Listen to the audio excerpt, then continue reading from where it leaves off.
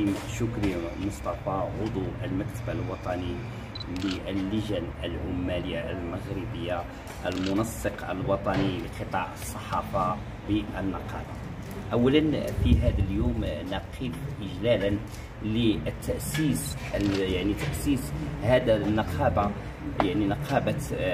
النقابة الوطنية للصحافة والإعلام الحديث، نظرا لما يقع الآن في الساحة ولهذه التضاربات الموجودة. نعلم أن هنالك زيادة ديال سنتين، ونقول بأن ما تبقى من استقلالية الصحافة نعتبر واش هذه لجنة مؤقتة أم وصاية. هذا تساؤل ديالنا. لهذا نحن نهيب جميع الصحفيين والصحفيات بجميع الأجناس للالتحاق بهذه النقابة الفتية، اللي ربما كاينين معنا نقابيين العمر ديالهم سنوات في قطاع الصحافة. نقول لهم لا لهذا القانون الآن تحاولوا إيقادوه ويخرجوه في صياغته الجديدة.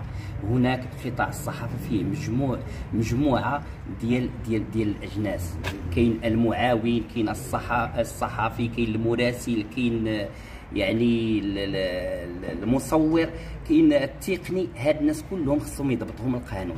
ثم تنطالبوا بسلاسة البطاقة ديال الصحافة، وما تكونش بطاقة تتعطى من عند الدولة، خصها تعطى من المؤسسة. نريد مؤسسة استقلالية عن الدولة، وتكون البطائق عبارة عن 5 سنوات أو 10 سنوات بحال اللي في الدول الأوروبية مثل الإنجليز إلى غير ذلك.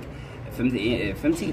الان كل عام حنا خصنا نمشيو نديروا الوثائق ديالنا باش ناخذوا البطاقه. هذا شيء عبث. ثم رساله الى الحرس القديم، عليه ان يتنحى.